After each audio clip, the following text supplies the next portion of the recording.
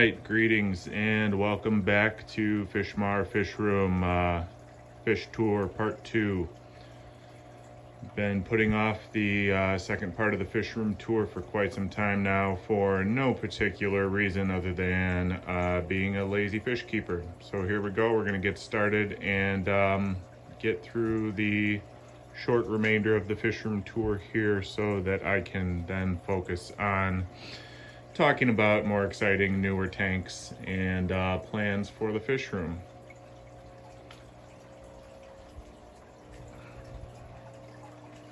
So we've talked about this tank too many times. This is my big 120 planted community. We've already talked about that. This is a 20-gallon long Apistogramma breeding tank that does not want to breed.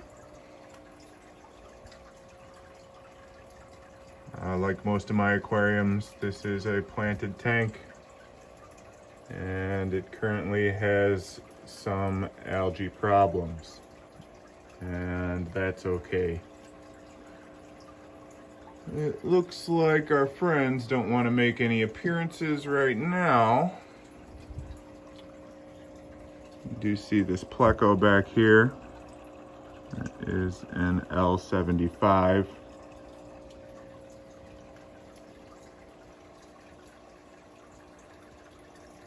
We did have a couple successful attempts of breeding in here, but the fry did not end up surviving,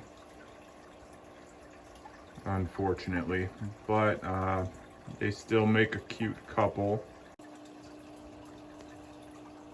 And I just had to pause the video there to make sure they actually are in there and alive and did not randomly die on me. It turns out they're just hiding in their caves because they just woke up. So that's fine, we'll leave them alone and we're gonna move on. Again, that was my 20-gallon long Apistogramma cockatoides breeding environment in which they are not breeding. Fun stuff.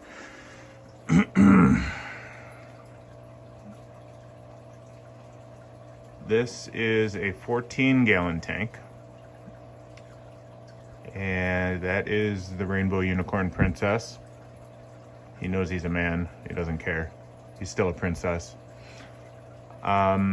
Something that I really liked about this tank, this was one of my early experiments in doing my little cave tank ideas. So what I actually did here is I just bought one of those square glass cubes that you can get anywhere, Target, Walmart. And I just siliconed some rocks to it and kind of used it as the basis for a structure. And it created kind of a raised planter area and a cave at the same time. This is actually not even planted with any substrate. It's just some rocks, and I just wedged a bunch of random plants in there, just kind of shrugged my shoulders and said, we'll see what happens. And a few months later, this is what you got. Again, this is kind of on the bottom. Not really one of my primary display tanks here, but I really like it. I think it turned out great, and it was really fun to experiment with coming up with that structure. So I would encourage any fish keepers who want to try something new, that could open some doorways of creativity for you. Panning over here, this is the 75-gallon African cichlid aquarium. We've had some breeding in here, and it's been an overall very successful tank. The fish are happy, they get along just fine, very beautiful. If you see the sunshine right in the middle here, he is the original father. His wife is right there, and all these small fish are his spawn. Or they might be his. We're not quite sure. Very fun tank. Beautiful peacock cichlids. If you've never kept them, they are very fun to keep, very pretty, love to eat, good to show off to the friends.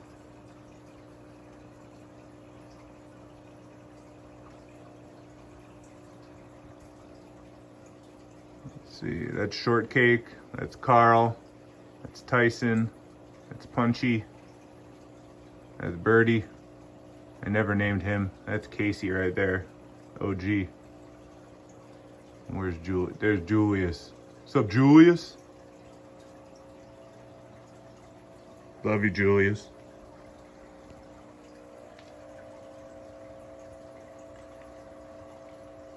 This is just a bottom rack. I had to set up a couple spare 10-gallon tanks, just overflow, quarantine, the usual. Right now we just got some of the crebensis fry in there, just growing out till I can get rid of them.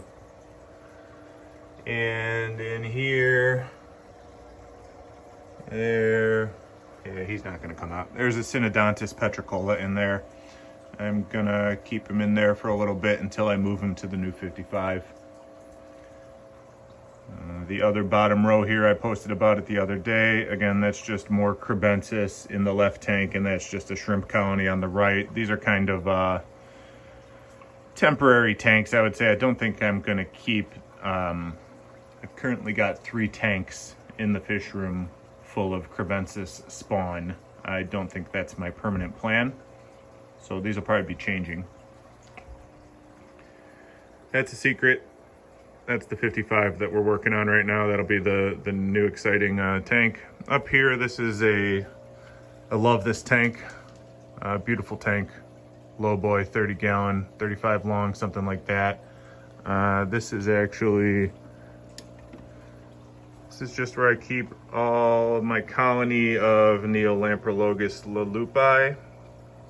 I was fortunate enough that they spawned in this tank a while back, and I was gonna sell them, and I just think they're really cool, so I haven't sold them. So we'll see what happens. I'll probably sell them eventually, but they're just really cool. Very active, colorful fish, and there's not much else to say about this tank. It's your pretty basic tanganyikan, just piles of rocks and shells, and feed your fish, change your water, and they'll be happy. The final part of the, oh wait, that's not the final part. There's that part there too.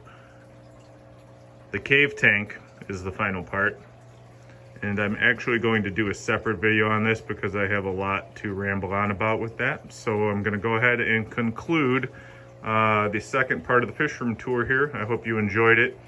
And I'm excited to start providing new content instead of talking about the same old tanks that everyone has seen 1,000 times on my feed. So thank you very much for watching. I'm gonna pan back here. How beautiful, look at that. Alrighty, have a wonderful weekend. Thank you.